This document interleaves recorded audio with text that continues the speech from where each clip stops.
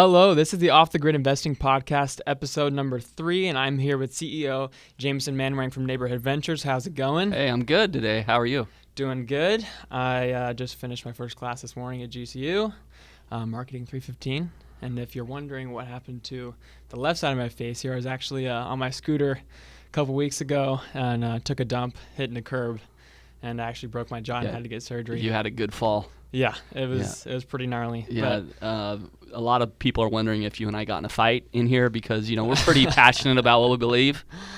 That does happen, but that's not where the scars came from. Yeah, he thought I should rent my house. I thought I should buy it. We really got into a big disagreement over that. So let's talk about renting versus buying. So in today's market, the Fed just talked about slowly increasing interest rates over time in a way that hopefully doesn't cause a real estate crash.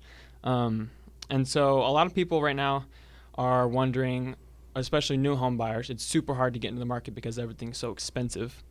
And so I think a lot of people are curious, maybe you can tell me your opinion on this, on whether you think it's smarter to rent or to buy a house in today's market. Of course, the answer is it depends on your situation. But one thing that you talk about in some of the stuff you've put out is house hacking, being able to buy a home. Even at a young age, I bought my first house when I was 22, 5-bedroom house, and I rented out the bedrooms to my friends.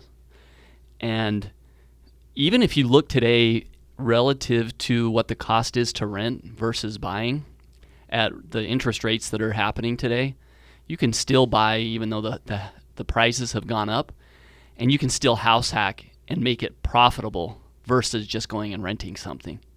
So if you're going to be entrepreneurial, if you're going to be smart about it, find a house where there's some upside. Don't go spend something you can't afford. But if you can split it up, bring in some roommates, or if you're at the point in your life where you're making some good income and you want to get into a house, now is a good time to buy. And the reason is because if you compare what your payment is to rent, it's still affordable to buy. Usually it's cheaper to buy. You do have to have some money for a down payment, so you got to save that up. That's a good thing. That will show that you're committed to this. But there's nothing wrong with renting if you don't have your crap together. If you don't have your crap together, go rent. You don't have to decide where you want to live long term. You can spend a couple grand and have a decent place. $1,200-$1,500 get you a decent place in Phoenix. And if you don't know what you're doing, don't be in a rush to rent. But I actually like where the market's at right now, because if you're settled and you want to buy something, you want to plant some roots, I think you can buy something right now and you're not going to have a bad purchase. And we can talk a bit more about some of the differences from what we see today and historically with the great financial crisis. But overall, the fundamentals are sound. The lending that's happening, it's at good low interest rates, but people are still having to put a good down payment down to get a home. So they have skin in the game. I like that. Knowing that people have put 10, 15, 20% down instead of 2% or 1% back in the day. So the fundamentals are sound. If you get the financing done right, your cost of living is still low. And remember, it's the 30% golden rule. If your housing is 30% of your income or less, you can afford it. So if you're going to have a $3,000 mortgage, you need to be making about 10 grand a month. And that's how these mortgages are approved right now. People can afford these mortgages, and that's why the market's as strong as it is. Yeah. My personal opinion, and I was listening to Graham Stephan. He's a popular YouTuber, finance kind of real estate guy, and he was talking about how slowly the Fed's planning on rolling out this plan, and how even though they announced it, I mean, it's the real estate over time has been one of the safest and growth kind of investment that you can possibly make over time. So even if you bought today and let's say the real estate market went down 10% tomorrow, in 10 years you're still going to be ahead. Historically, that's what it's done, right? That's what it did in the great financial crisis. If you were able to hold on to your home in 08, 09, 10, come 13 and 14, you had equity. Yeah. At least in the markets like Arizona, Nevada, that got hit really hard, Florida, that got hit really hard in the financial crisis. And the Fed is, even though everyone hates the Fed and wants to talk down at them, they're some of the smartest people out there, and they see all of the factors that when you listen to one guru who has some strong opinion and they have a loud mouth and a loud microphone, they don't have all of the data. The Fed has all the data. I'm not saying they're going to always make the right choice, but they're making a more educated choice than anybody else, and they've been around the block for a while. So right now what's happening is the interest rates are lower historically for a longer period of time than they have been, and it's fueling a lot of the consumer activity, purchasing cars, purchasing homes, because you can finance at a low rate.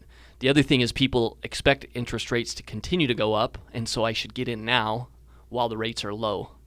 So it's good that the Fed is moving it up, and as you said, they signaled what they're doing. Everything is already baked in. Once they signal that, everyone expected them to do that, and what they said was kind of what everyone expected. So we'll see interest rates go up, but they're not going to go up this year, next year very much. They're going to step it up slowly, and as long as inflation kind of comes back into normalcy, which is still a debate, but I think most people who know what they're talking about think that inflation will come back to kind of a normal, 2% next year, maybe a little bit higher next year, but get back to a normal steady state, then we have no problem with low interest rates that are stepping up slowly over time. So we were talking about house hacking really quick. So a lot of people who want to house hack, they're trying to get some of the best financing terms, because usually if you're house hacking, you're not the wealthiest person on earth. So one of the best ways to finance as a first-time home buyer, at least I've heard about, is an FHA loan. And so with that it's loan, 3%. You could put down like 3.5%. Yep. But you were talking about 10, 15, 20 is kind of a safer portion of equity to have in your house in terms of your loan to value ratio. You want to have like 70 to 80%. That's what most conventional loans are requiring from a borrower. And just remember, to get an FHA loan, you have to have a pretty solid job and track record. They're a little bit more flexible on your credit history, but you can't be an entrepreneur that's not making wages. You have to, at that point, show your taxes. A lot of entrepreneurs have write-offs, and they're gonna take what's left on your taxes. So it's actually pretty hard to get FHA loan for a lot of entrepreneurs who are writing off a lot of things on their taxes. A lot of entrepreneurs end up using bank statement loans or other loans that are going to require 10 or 15% down. But if you can get an FHA loan, it's great. 3% down, 3.5% down, and locks in the rate for 30 years. And so it's a great option to start, but you have to have the job locked down pretty solid. Yeah, it's something I never thought about as an entrepreneur. It's probably hard to get an FHA loan if you don't have a solid income. My first loan, I had started a business, and my first home loan was a owner contract. I found somebody who was willing to hold it for me for a couple of years, and I put, I think, 10 or 15% down. And then after you own the home, it's actually easier to refinance it because you show some equity. I was able to refinance them after a few years. But to get that initial purchase loan, you have to have a good down payment if you're an entrepreneur. Yeah. So I know one of your favorite things to do is buy real estate, because it's one of the best investments over time that there is. There's so many benefits to it. There's tax benefits, there's appreciation, there's depreciation, all sorts of things. So I'm curious, I know that, do you invest in any other assets like stocks or crypto or any other businesses, or are you 100% in real estate? I was 5 years ago, I was 100% invested in the market. I had owned a small 10-unit commercial building. I had sold it, and I had everything in the market.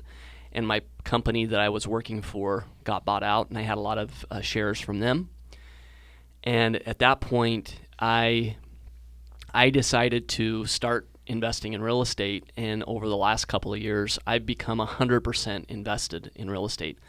Now, remember, this comes from somebody who was working every day in equities at a big investment bank, Goldman Sachs, as an equity analyst. And we would go do deep dives on companies and try to find the companies where there was value to invest in them, and you'd see we expected growth. We expected that company would outperform the market. And so that's what I was doing every day. And as I transitioned out of that business over a couple of years. Now I want nothing to do with the market. The market's done well, but it's almost done a little too well in the last couple of years, and I don't like the roller coaster of the stock market. There's nothing wrong with it, but you have to find your personality and what suits your personality. And my personality is I like stable, fixed assets like real estate. I like being able to see it. I like being able to get statements every month that shows, wow, we made this much money, we spent this much on expenses, and this is how much is left over. I like cash flow. I like seeing it. I like passive income. Even the biggest companies like Apple, they don't send dividends to their investors very much at all. It's under 1% a year, last I looked. We like to send about 6% a year out to our investors.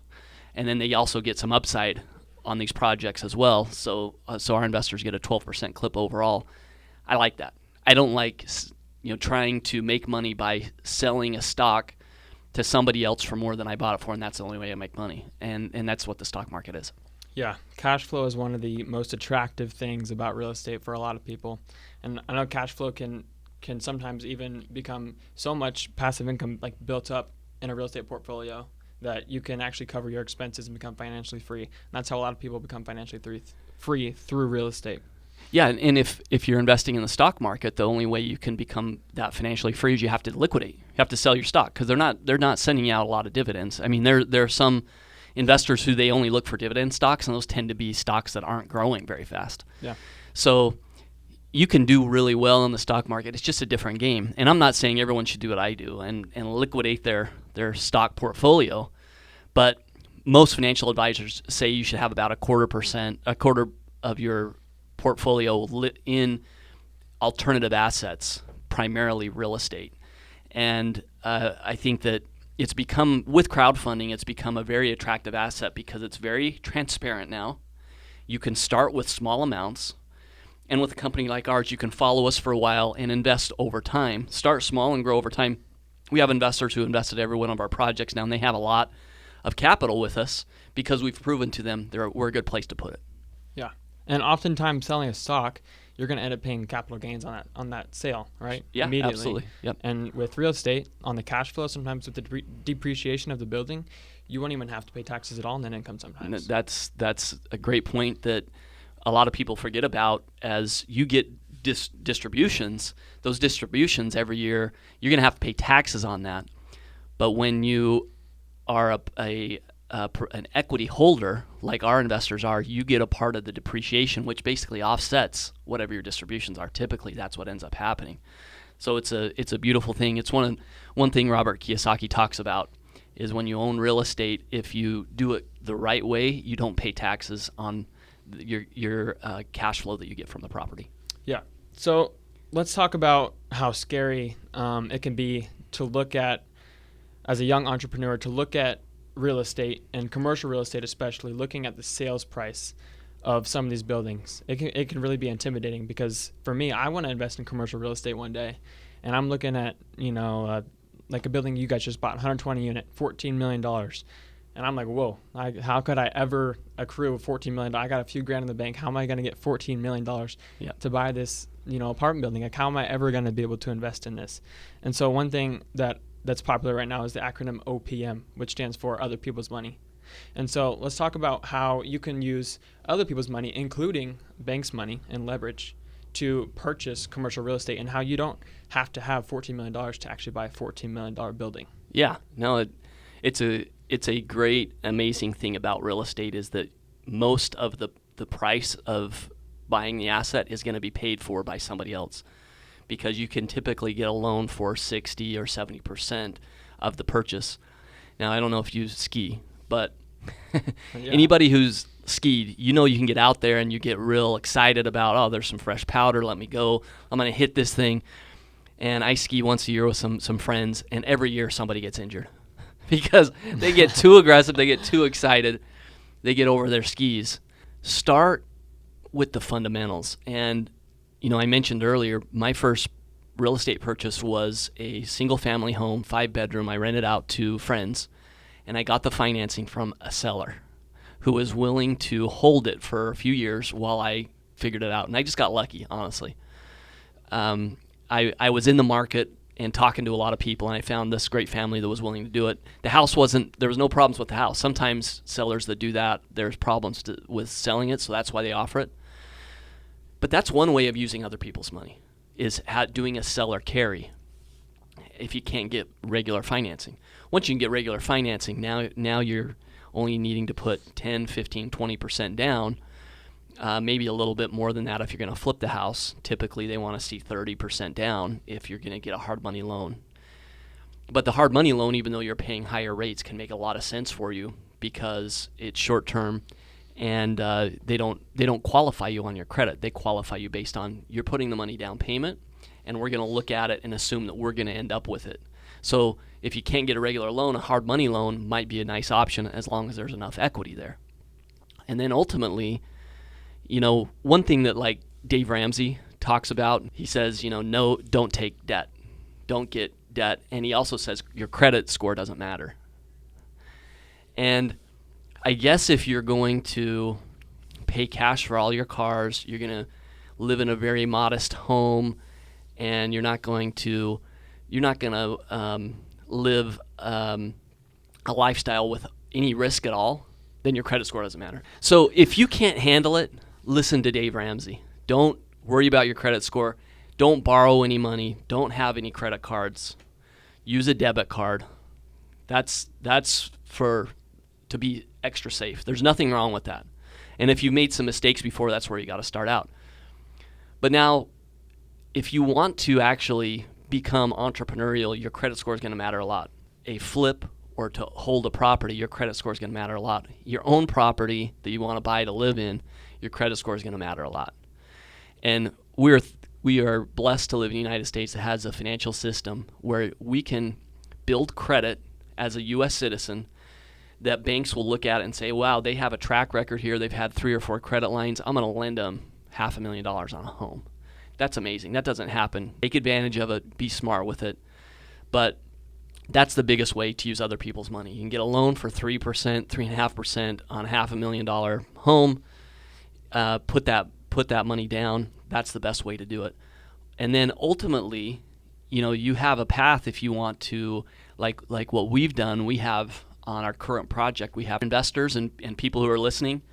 Get involved with what we're doing, and you may say, that's something I want to do at some point. I want to own an apartment building. We have investors that's their dream is to own an apartment building, so they're thinking about buying a 10-unit building or a 15-unit building, and they need to have a chunk of cash, like $1 million plus, to do that. But until then, they're investing with us. They're watching how we do things, and then we're super excited to one day see them buy their own building. In fact, some of them may buy a building. But start small, take care of your credit. Get some wins along the way, right? Don't think you have to get some big thing at the end, but I love the idea that you can start out house hacking, start paying that mortgage, start seeing your mortgage get covered mostly by the folks who are paying rent. And the other beauty about that is you're the owner of that house, so you get all the tax benefits at the end of the year. You get to write off all your interest at the end of the year. So you get 15, 20 grand in interest, you get to write off, but it's all cash coming in from your buddies who are renting the house from you. So that's where you want to start, and then over time, you can build off of that. Yeah, and another thing about going back to stocks versus real estate and using other people's money is, so let's say that you have $100,000 and you want to either invest in stocks or you want to invest in real estate.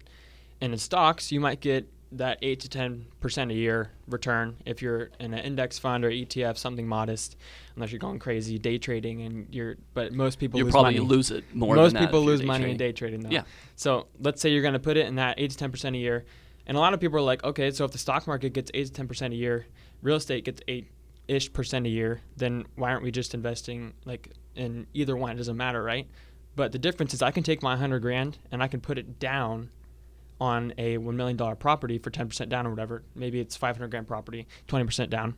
And I'm getting 8% a year appreciation on my $500,000 house with $100,000 down. I didn't put $500,000 down. And the amount that you got from the bank, you're paying 3% or 3.5% on, and it's appreciating at 8%. And if you get some cash flow coming in, overall it could be 8%. then that delta is profit also. Yeah, and in a hot market like today's where it's appreciating 20% a year, you never know when. Yeah, that's one of the things that frustrates me when people talk about it, is that it's the same return, because it's not, because you have leverage in real estate, and leverage in stocks is a lot more risky too. Yeah, and we pay 12% to our investors, preferred equity. So there is. I was talking to one of my friends from Goldman Sachs last week, and he was basically calling me saying, why are the returns so good in real estate? He's been an equity analyst, senior analyst for 20 years, super smart guy. And he's like, it's almost like I'm missing something. Why are they so good? One of the biggest reasons why they're so good is because companies like ours, we take properties that have problems and we add value to them.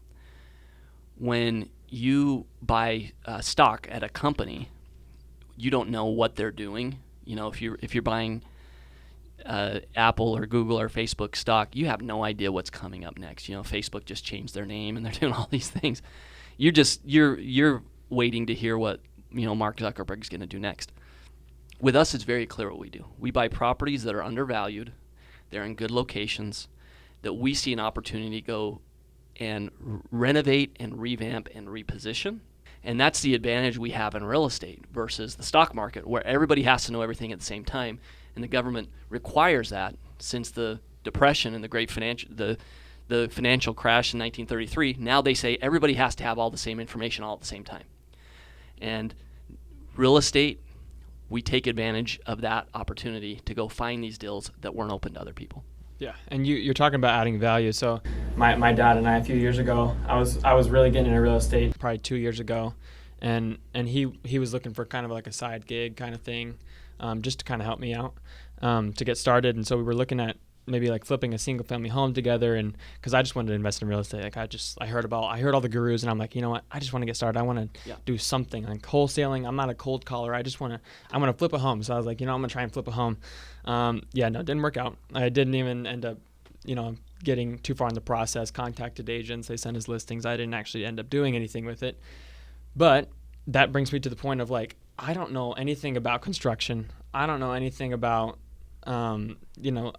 if you had bought that house, you would have learned. Oh yeah. And I would have learned. And you may have learned. My dad's bank account would have learned. My bank account would have learned. Everybody would have learned. It would have been in a bad way though. So, but the great thing about business and being an entrepreneur is you generally aren't going to be good at everything, and you can be good at your one thing, which is it's a great book by Gary Keller, where he talks about everybody has their one thing that they're passionate about, that they're good at, and you can pursue that one thing and still make money, because you can make money doing anything.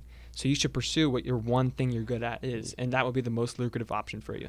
Yeah, and I've spent the last couple of days talking to some of our bigger investors, orthodontists, spinal surgeons, attorneys, doctors, small business owners.